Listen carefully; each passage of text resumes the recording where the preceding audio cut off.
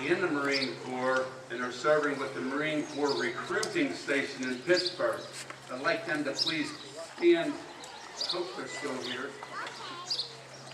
They here?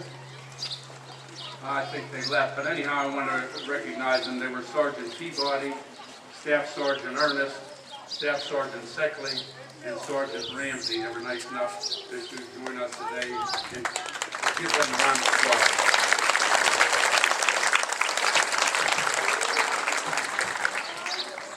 And last but certainly not least, I want to introduce the borough officials who are here today, members of the Borough Council. Okay.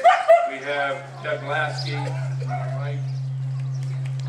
Doug Lasky is the Vice President of Council. Okay. We have Randy's away. We have Katie Coben, right to my right. She's a member of Council. Katie, please stand up. Dennis Brawler, who's to my right, member of Council. Scott Krause, who I'm sure is here, but he's probably with the fire companies today. And Beverly Farina, who I believe she's with the band, but I think she's still here. Beverly, is you here? Whatever.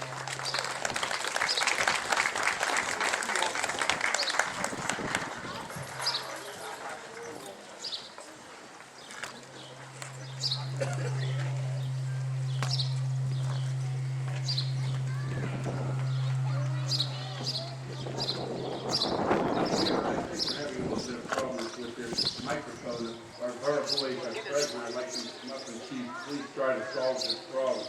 If not, we'll do without it. That helps? Okay, good. It's my pleasure to come before you on this Memorial Day to pay tribute to the heroes who have given their lives for our freedom.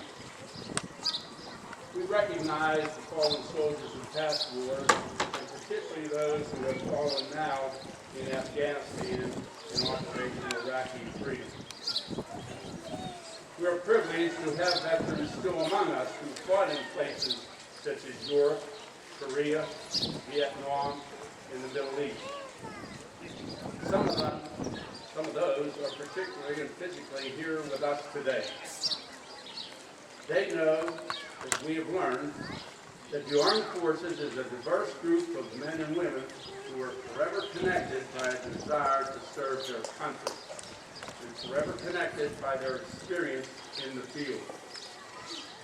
We honor them, and through them we learn of and memorialize the men and women they have accompanied into battle who did not return.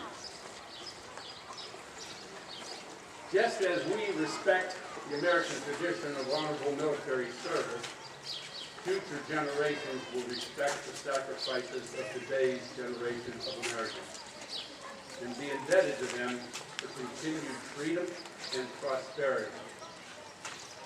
We pay our respects to all of those who gave selflessly of themselves and to those who continue to do so in foreign lands. Today, many Americans abroad are defending our democratic principles so we can live without fear or rejection. These brave Americans are willing to put their lives on the line for the sake of our freedom. They make us proud with their hard work and sacrifice, their valor, their patriotism, their selflessness, their courage, and their dedication. They leave the familiarity of home, family, and friends to carry out their duty in often dangerous locations. There is no doubt that it takes a special person to undergo the grueling military training to meet the challenges of serving in the armed forces. We also must not forget the families of those serving in the United States military. Their bravery and determination are what keeps the family unit together here in the United States. Family members keep the vigil of hope burning so their loved ones will return home safely. Their sadness and pain are felt by all of us because we are all in this fight together. As President Abraham Lincoln once said, "Fondly we do hope, fervently we do pray that this mighty scourge of war will speedily pass away. Please keep the memory of our U.S. soldiers who died, keeping us free, in your hearts and in your prayers on this Memorial Day 2010. Thank you very much.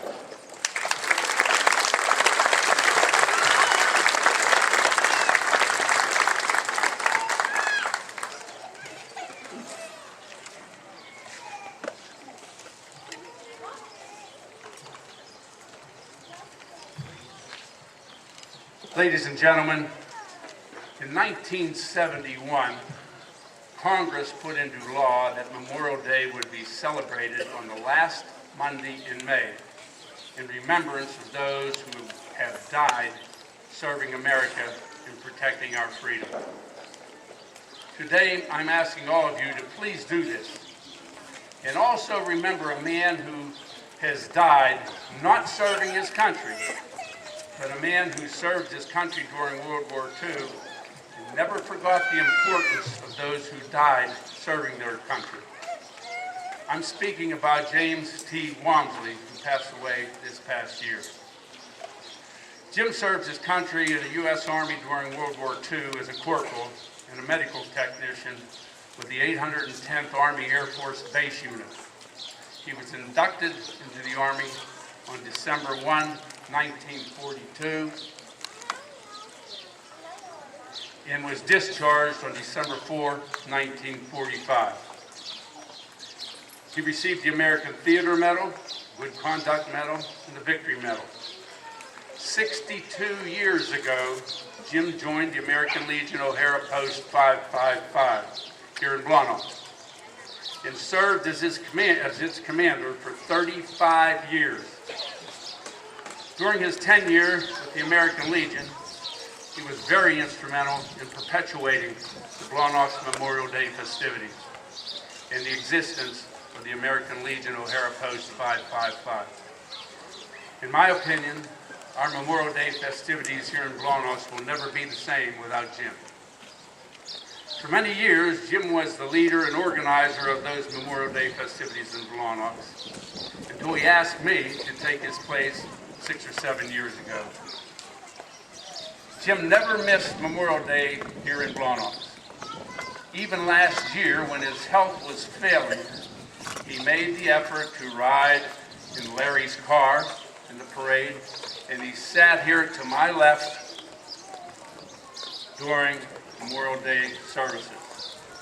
In my opinion, once again, Jim Walmsley was Mr. Memorial Day. He is very much missed today and will be very much missed in future Memorial Day celebrations here in Blawnox Borough. At this time, ladies and gentlemen, Jim's niece, Donna Walmsley, has something she would like to say. Donna?